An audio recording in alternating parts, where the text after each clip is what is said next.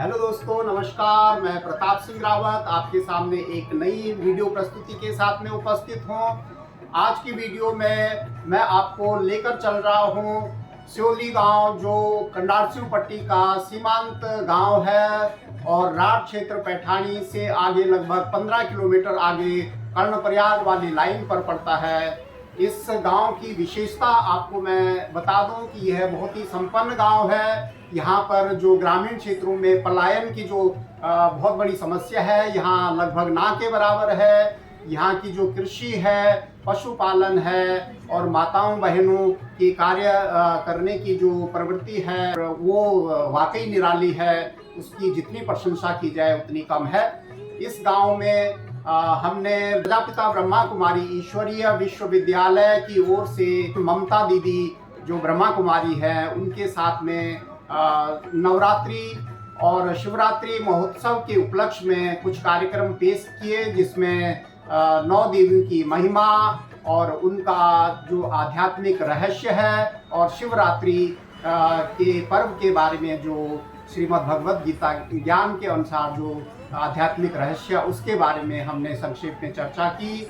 जिस प्रकार सभी गोपियों ने अपने घर की और परिवार की जिम्मेदारियां निभाते हुए सभी कार्य किए, लेकिन उनको याद और योग श्री कृष्ण अपने आराध्य से था, उसी प्रकार माताओं बहनों को भी समझाया गया कि भगवान की याद में रहते हुए सभी कार्य करने हैं। घर परिवार की सभी जिम्मेदारियां अच्छी तरह से निभानी है। इससे उनके अंदर भगवान के द्वारा दिव्य गुणों की जो है अपने आप ही प्राप्ति होगी और वो स्वतः ही दिव्य स्वरूप बन जाएंगी और वही देवियां कहलाएंगी जिनकी नवरात्रि में पूजा होती है। और शिवरात्रि को शिव जयंती क्यों नहीं कहा जाता है, इसका भी आध्यात्मिक रहस्य ममता दीदी ने विस्तृत में माताओं बहनों को दिया, जिसका उन्होंने आनंद लिया। इसके साथ ही गांव की जो सुंदर सुंदर सी वीडियो क्लिप्स हैं, वहाँ की हरियाली है, वहाँ के जंगल हैं, वहाँ की खेती है, उसकी भी आपको बहुत सुंदर क्लिप्स दिखाई देंगी। और आखिर में जब मैं वीडियो को समाप्त करूँगा, तब तक के लिए एंजॉय करते रहिए, वीडियो का शेयर कीजिए और सब्सक्राइब भी कीजिए। धन्यवाद। जय हिंद, जय उत्तराखंड, जय देवभूमि।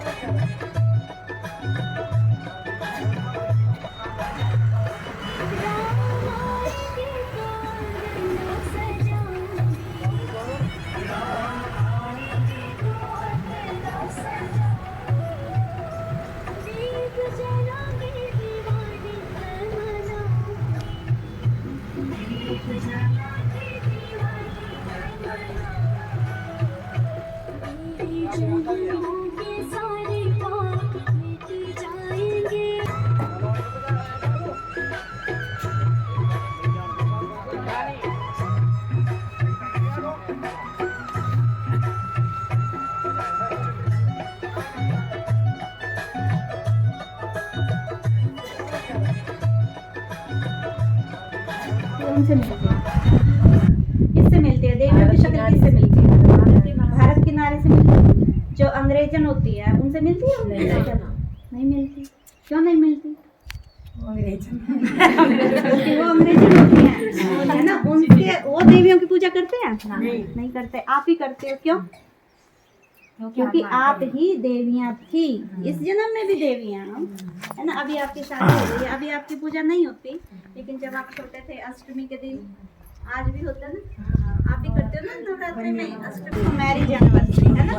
तो मैरिज एनिवर्सरी होती है, तो जिस दिन आपकी शादी हुई थी, आप ससुराल पहले दिन आए, तो सबने क्या कहा था? हमारे घर कौन आई? कौन आई? लक्ष्मी आई, कहते थे ना ऐसे। और पहले दिन जब घर में लक्ष्मी आती है तो सब बोलते हैं अरे उनके घर में लक्ष्मी आई, चलो देखने के लिए चलते हैं। सास भी उस लक्ष्मी की आरती करती है। आपकी भी करी थी? करी थी? है ना। उस दिन लक्ष्मी की आरती करते हैं, और धीरे धीरे करके वो लक्ष्मी क्या बन जाती है? देखो, वो जो लक्ष्मी होती है उसके भी वही दो हाथ होते हैं, उसकी भी वही दो आंखें, और नैन नक्श भी हम सबसे मिलते हैं। मिलते कि नहीं मिलते? विदेशियों से, चाइनीज से नहीं मिलते, नेपालियों से नहीं मिलते, मिलती है। नैन नक्श किससे मिलते हैं? भारत की नारी से। क्यों? क्योंकि भारत की नारी ही किसी टाइम पे देवियां थी, लेकिन आज वो धीरे धीरे करके दुख सुख में, जन्म मरण के चक्र में आते आते कैसी हो गई आज वो देवियां कहाँ? तो वो लक्ष्मी थी, और जैसे उन्होंने बोला कि आज वो चंडिका देवी बन गई आज, है ना। तो वो चंडिका देवी को फिर से वही लक्ष्मी बनने के लिए कोई और मेहनत नहीं करनी। भगवान ये कहते गोपियां बन जाओ बस, है ना। भगवान ये नहीं कहता कि बैठ के तुम साधना करो, एक पैर पे खड़े होके जंगलों में जाकर साधना करो। गोपियां कैसे भगवान को याद करती थी ना गोपियां? सारा दिन वो कृष्ण को याद करने की सोती थी, तो कृष्ण की याद में सोती थी, है ना। जब वो माखन निकालती थी, दूध निकालती थी, तो क्या सोचते हुए निकालती थी? कृष्ण आएगा और हमारा माखन खाएगा, है ना। कृष्ण आएगा। वो जो गरीब होती थी वो कोई ऐसा नहीं था उनके सोने के महल थी, है ना। सोने का महल तो सिर्फ कृष्ण का था, है ना। गोपियां तो गरीब थी, और वो गोपियां अपना घर का गुजारा कैसे चलाती थी? दूध दही माखन बेच के। वो मथुरा जाती थी कंस के गांव नगर में, और वहां जाकर सिर पे मटके में ले जाती थी दूध दही माखन, और वहां बेच के आती थी, और उसी से उनके घर का गुजारा चलता था, दूध दही माखन से। लेकिन वही जो माखन की मटकी होती थी, रास्ते में कृष्ण उसको फोड़ देता था, और फोड़ के सारा माखन खराब कर देता था। गोपियों को गुस्सा आता नहीं, गोपियां खुश होती थी कि अगले दिन फिर गोपियां क्या करती थी? पहले दिन मटकी को थोड़ा ऊंचा टांगती थी, लेकिन जब देखती थी कृष्ण का हाथ नहीं जाता, फिर वो नीचे कर देती थी। गोपियां कृष्ण के लिए दरवाजा बंद करके जाती थी, लेकिन छुप छुप के देखती थी कृष्ण कब आएगा और हम उसको माखन खाते हुए देखते, है ना। वो जंगलों में जाती थी, जब वो जंगल में जाते हुए आपस में किसकी बात करती थी? कृष्ण की ही बात करती थी ना। कहीं भी स्नान करने के लिए नदी किनारे जाती थी, तो भी कृष्ण की बात करते हुए जाती थी, है ना। कपड़े धोने के लिए जाती थी, पानी लेने के लिए जाती थी, सारा दिन वो कृष्ण कृष्ण कृष्ण कृष्ण, हमारा खाना हमारा खाना हमारा खाना, बस ये याद करती थी। कभी आपने देखा गोपियों को फिर वो ऐसे ही बैठकर कृष्ण कृष्ण काना काना कर रही है? नहीं करते। हमसे तो हम भगवान को याद कर सकते हैं। जैसे हम खाना बनाते हैं, है ना। दोपहर को बच्चे आते हैं, 2 बजे आते हैं स्कूल से, 2 बजे 3 बजे आते हैं। आप उनके लिए खाना बनाने लगे, खाना बनाते हुए क्या याद करते? सुबह तो नहीं बनाते ना। 10 मान लीजिए बच्चे 3 बजे आएंगे, क्या आप 10 बजे खाना बनाना शुरू कर दोगे? नहीं, है ना। बच्चों के आने का टाइम होगा, है ना। 1 बजे 1:30 बजे 2 बजे आप खाना बनाना शुरू करोगे। हाथों से खाना बना रहे हैं, लेकिन मन से किसको याद कर रहे हैं? निकलती हैं हमारे हाथों से, जो हमें दिखती नहीं है। आप खड़े होकर खिलाते हैं आपको, ऐसे हाथ जोड़ के जब हम यहाँ पे अपने दिल के पास लेके आते हैं ना, तो हमारे हाथों से जो हमें दिखती नहीं है वो किरणें निकलती हैं, और वो किरणें जिसके लिए भी हम हाथ जोड़ते हैं उसके पास पहुँचती हैं। तो अभी आपको एक पॉइंट और बताते हैं। अगर आप किसी से भी हमारे मन मुटाव हो जाता है ना, उसको आप ऐसे करके नमस्ते करो। किसी से भी लड़ाई हो जाती है ना, कोई भी हमारे से रूठ जाता है, तो ऐसे करके उसको नमस्ते करो, प्रणाम, है ना। लेकिन जो हमारे जो शरीरधारी माता पिता हैं, उनके साथ हमारा पिछले जन्मों का हिसाब किताब रह गए थे, इसलिए उनके इस घर में हमने जन्म लिया है, 2 बार, है ना, 2 बार की बात। हाँ, पिछले जन्म में कभी उनके साथ हिसाब किताब रहा होगा ना, कर्जा देना होगा या उनको हमने सताया होगा, तो इस बार हम उनके घर में, उन माता पिताओं के घर में जन्म लेंगे। और इसीलिए भगवान जो कह रहे हैं ना कि हर हालत में खुश रहो। अब भगवान कहते हैं कि मैं हर उस भक्त से तभी खुश होता हूँ जो वो हर हालत में खुश रहे, हर हालत में खुश रहे, क्योंकि रोने वाले को समझ नहीं है, अज्ञानता है उसकी, है ना, बुरा मत मानना, है ना, क्योंकि किसको नहीं आता रोना ना, सभी को आता है ना। लेकिन जिस बेचारी ने, अब माना कि हमने ही नहीं गीता पढ़ी थी आज तक, मेरी उम्र अब 57 हो गई ना, अब मेरे को समझ आ रही, हम अगर दुख भोग रहे हैं इस जन्म में तो वो हमारे बोए हुए बीज हैं, अगर हम सुख भोग रहे हैं तो हमारे पुण्य हैं वो। तो अब इसका जो है, अब ये गीता पढ़ने का फ़ायदा क्या हुआ, है ना। कोई कहेगा कि दुख ठीक है, दुख नहीं का फ़ायदा क्या। तो गीता ज्ञान का फ़ायदा ये है कि आज तक जो हो गया, लेकिन आगे मत करो, आगे कोई ऐसा पाप कर्म न करो। पाप कर्म का मतलब वाणी से भी नहीं, सोच से भी नहीं, और कर्मों से भी नहीं, मतलब विचार में भी ना आए कि हम कोई गलत कार्य करें, कोई अपवित्र कार्य करें, या कोई किसी के बारे में बुरा सोचें, या वाणी ऐसी बोल ऐसे ना हो कि किसी को आघात हो, है ना। कई बार हम हंसी मजाक भी ज़्यादा कर लेते हैं कुछ का, तो कोई बुरा मान जाता है, तो नहीं, इतना ज़्यादा भी नहीं करना है, ठीक है, एक हंसी मजाक कुछ सीमा तक ठीक रहता। और कर्म से, यानी मनसा वाचा कर्मणा कहते हैं, तो कर्म से तो करनी ही नहीं चाहिए। ऐसा कर्म करो कि दूसरे का फायदा ज़्यादा हो, अपना करो। तो कहते हैं ना, भगवान अब अगर मिल गया, हमने अगर भगवान को समझ लिया ना, आज भगवान मिल गया ना, तो मिल गया ना भगवान, क्या तन के मिली या हम तक पता नहीं, हम उसकी संतान है, तो भगवान मिल गया ना, भगवान की संतान है। तो जब भगवान को के मिलने की समझ आती है ना, तब इन सांसारिक चीज़ों से थोड़ा बहुत जो है ना वैराग्य सा आ जाता है, माया दूर हो जाता है, मतलब। और वैसे भी भगवान भी है, हाँ, और हम को कोई भगवान मतलब तो रूपों में रहता है, क्या कुछ कर ले, हाँ, आप को काम होगा तो आप भगवान भी, तो आप हमसे जान चल कर हम दिन आ। शिवरात्रि को क्या होता है, शिवरात्रि क्यों कहते हैं, शिव जयंती क्यों नहीं कहते हैं। ऐसा है कि इस धरती पर जो पहले सतयुग चलता था, है ना, जिसको स्वर्ग काल कहा जाता था, है ना, और अब है क्या, कलयुग आ गया। जो रात्रि है वो जो है अज्ञानता का प्रतीक है। काली रात्रि जो है, काला जो है, काला रंग या रात्रि जो है अज्ञानता का प्रतीक है, और दिन जो है वो ज्ञान का प्रतीक है ना, ज्ञान की किरण, है ना, आशा की किरण कहते हैं। हम सभी आत्माएं हैं, लेकिन ये आत्मा किसकी संतान है? इस आत्मा के माता पिता कौन है? शरीर के माता पिता तो शरीरधारी हैं, आप लोग हैं, जो हमारे बच्चे हैं शरीरधारी तो हम माता पिता हैं, लेकिन जो ये हमारे अंदर आत्मा है, इसके माता पिता कौन है? ये आत्मा तो निराकार है, ऐसी छोटी सी बिंदी है जो दिखाई भी नहीं देती, लेकिन उसके अंदर इतनी ताकत है कि पूरे शरीर को, पूरे जीवन को चलाती है ना। इस प्रकार हम शरीर के माता पिता, हमारे माता पिता हैं, फिर उनके दादा शरीर के माता पिता हैं, लेकिन ये जो आत्मा है इसके माता पिता कौन है? इसके माता पिता परम आत्मा है, परम आत्मा है। महाभारत युद्ध में जो है कृष्ण उनको ज्ञान देने लगे, अर्जुन ने बोला कि यार बातें तो तुम सही बता रहे हो कि जो है जो कौरव है जिन्होंने तुम्हारे साथ इतना अत्याचार किया, तुम्हारी पत्नी का चीर हरण किया, द्रौपदी का, है ना, वस्त्र हरण किया ना, चीर हरण किया, और तुम्हें एक गांव देने के लिए भी तैयार नहीं है ना।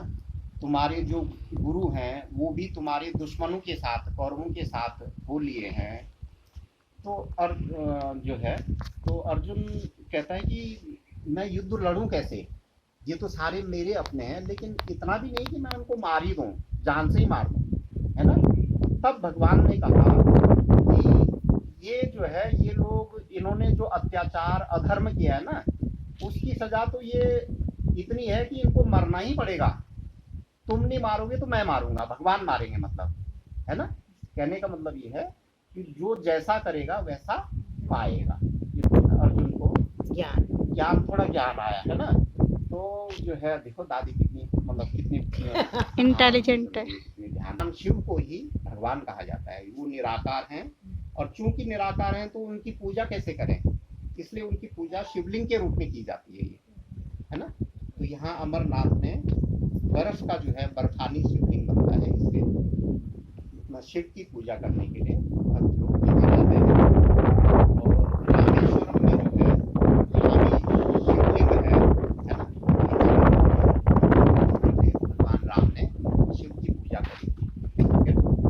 और इस रूप में निराकार रूप में निराकार है, लेकिन वो शिवलिंग के रूप में पूजा करी, ठीक है।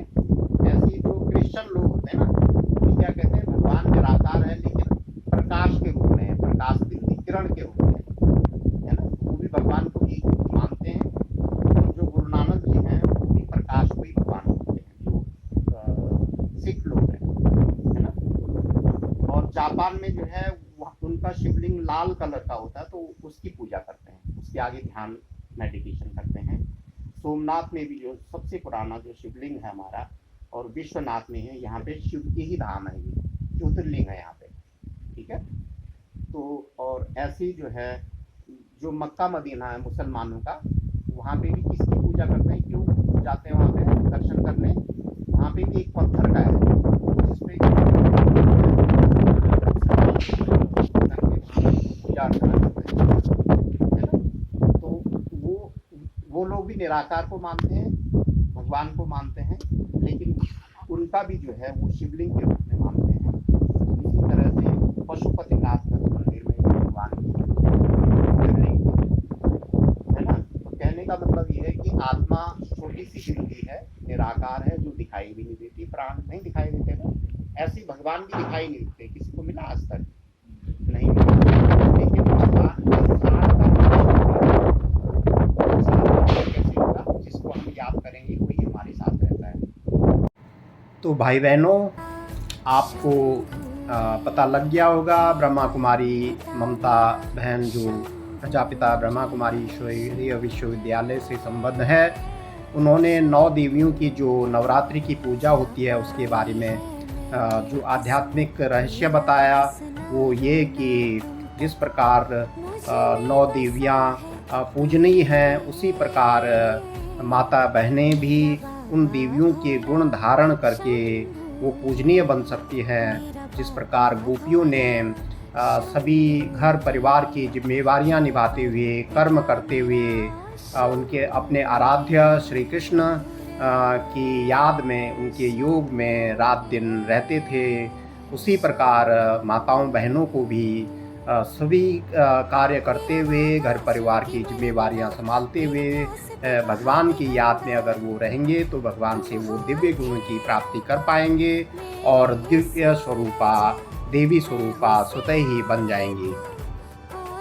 इसके साथ ही ब्रह्मा कुमारी ममता बहन ने जो आत्मा और परमात्मा के बारे में जो परिचय दिया है कि हम जो मनुष्य हैं, जो इस शरीर से कार्य कर रहे हैं, ये कार्य भी जो है बगैर आत्मा अर्थात प्राण के नहीं संभव है। जब तक आत्मा मस्तक के मध्य विराजमान है तब तक ये शरीर कार्य करता है, और जब ये आत्मा शरीर को छोड़ देती है तो शरीर मृत प्राय हो जाता है।